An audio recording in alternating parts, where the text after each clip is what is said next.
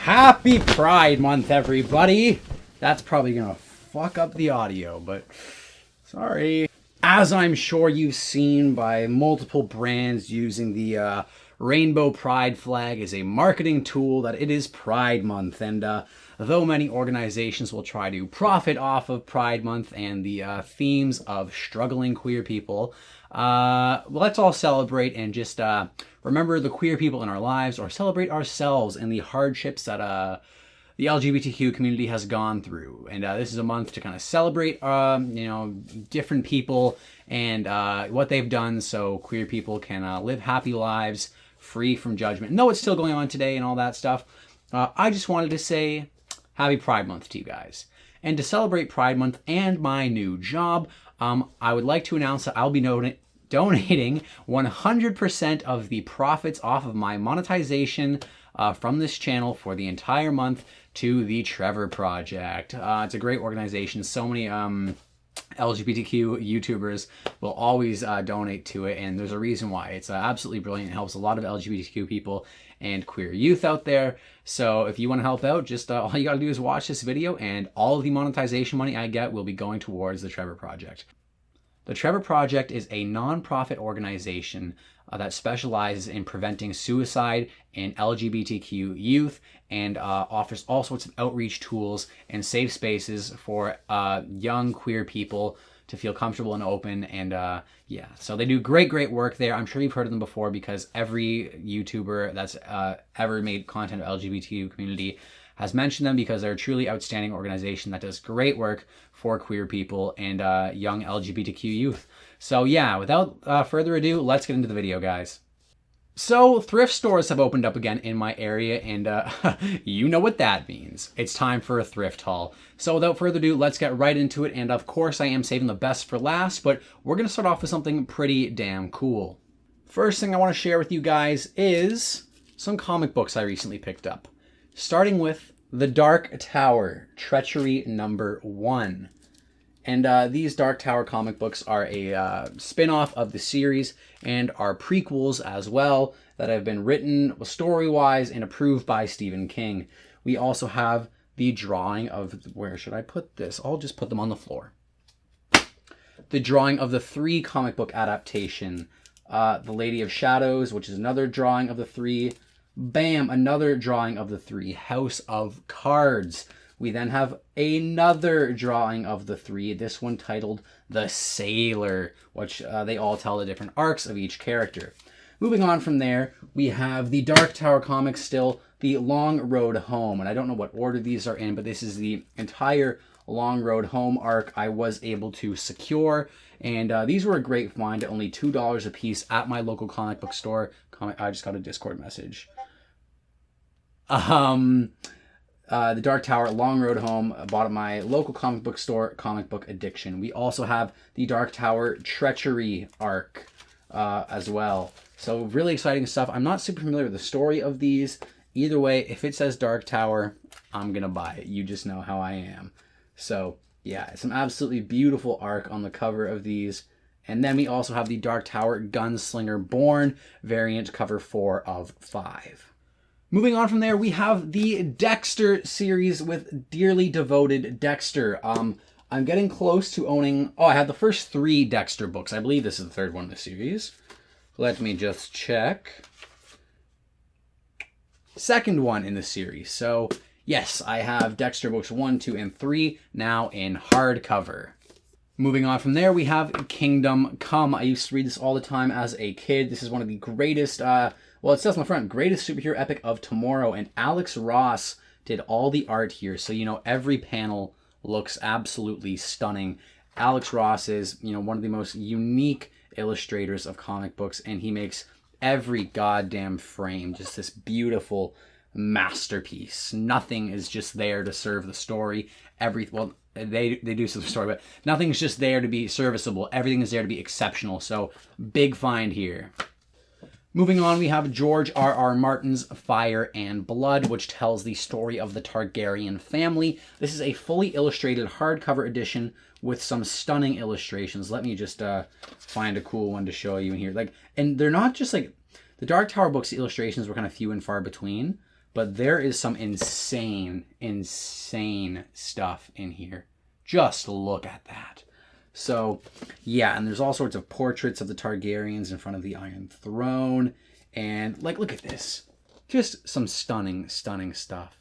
So, yeah, that was a great find. Now, unfortunately, I did start reading a Game of Thrones, Song of Ice and Fire, Book 1, and the story's great, the characters are great, but I just find George R. R. Martin's writing style incredibly boring these days. Maybe it's because I'm coming hot off of King, who has such a flair, but I'm stepping back from George R. R. Martin, and that has led me to read one of the other books I picked up, which I will show you shortly. From there, we have a small little pocketbook edition of Alice in Wonderland, a book I've never read, but you know, it's quite charming. This is also illustrated. A very, very creepy book I found. Well, I've always thought both adaptations. I saw a cartoon of the movie when I was a kid, maybe another live action one. I saw the Tim Burton one, and I've always found every adaptation terrifyingly creepy. So the book looks to be just as terrifying with the illustrations. Some creepy stuff going on. Good find. And I paid $2 for this. From there, we move on to a hardcover of Dr. Sleep, and if you've seen my King collection video, you know I have a paperback of Dr. Sleep, which I just finished reading, and review for that soon, but I just thought this hardcover was so badass looking, so I picked it up. And what did I think of Dr. Sleep?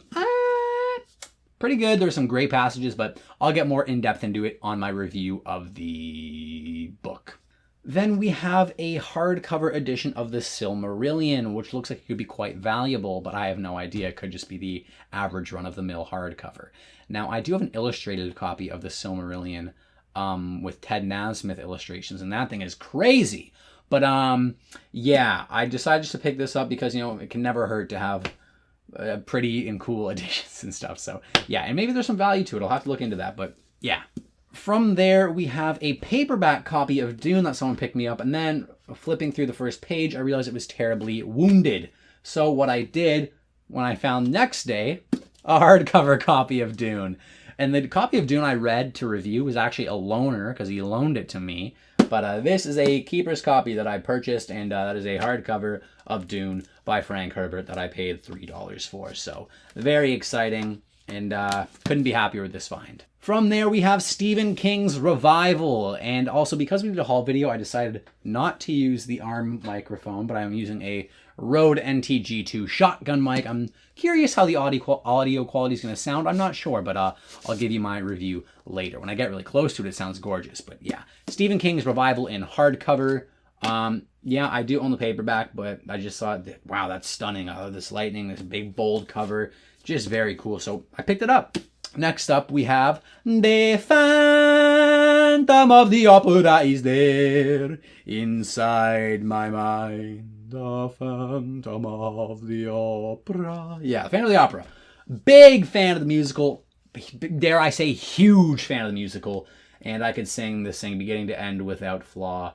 And yeah, so I just thought, hey, there's a book that's that inspired the film, that inspired the musical, so why not just buy it? Because, you know, it's a cool collector's piece to have. Dear Andre, what a splendid gala. Christine was in a word supreme. Next up, we have Isaac Asimov's Nemesis. I just discovered who Isaac Asimov was about last week when I picked up this book. I picked it up purely based on the book cover. And then I was like, who's this Isaac Asimov guy? And I Googled him, and oh my God, the guy's a genius. And I did not realize that I've been missing out on such a brilliant author. So I am, what am I? I'm 17 pages into this thing, and I am hooked like a fish on a line. Don't fish, it hurts the fish. But yeah, so I have Isaac Asimov's Nemesis, and this thing's great. And look at this cover, too. Holy smokeroonie, that thing is stunning. So let's move on, shall we? Now, what you're really here for, this is not the big find, but this is a cool find. The Skeleton Crew in hardcover by Stephen King. I own a copy of this in paperback, but I just saw this and I couldn't say no, could I? So there it is, Skeleton Crew by Stephen King. This was picked up at Value Village, I think for like $5 or something. Value Village is a bit higher price than my local thrift shop in Bowmanville, but I should stop doxing myself is what I should do. But yeah, so moving on from there, we have Tommyknockers. I've heard this is one of his worst books, but guess what? I plan to read the entire King catalog.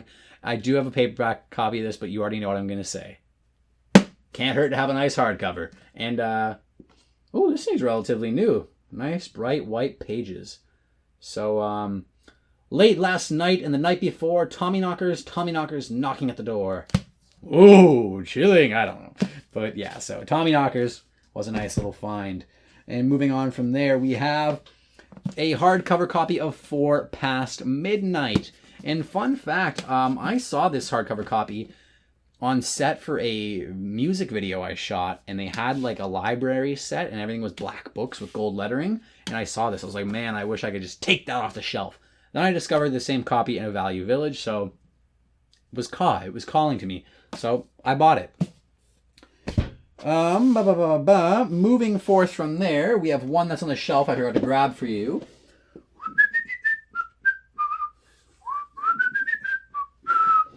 Misery. What can I say about Misery? It's one of the best Stephen King books. I absolutely love it. And yeah, do I own a paperback copy? Yes, I do. But I'm probably going to give it to my brother now that I own this, because this thing is stunning.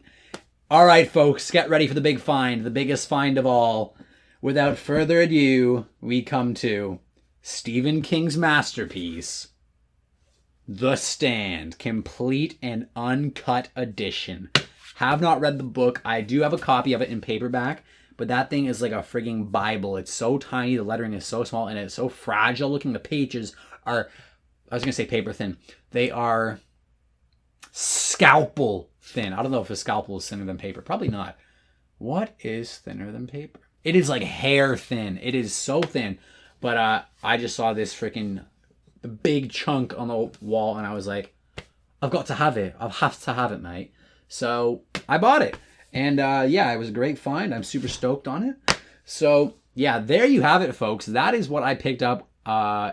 Thrift stores reopening, some big finds, and I just wanted to share it with you guys. And so yeah, thank you guys so much for watching. If you like the video, please share, and don't forget that all the monetization money for this month is going towards the Trevor Project. So thank you guys so much for watching, and as always, have a great day.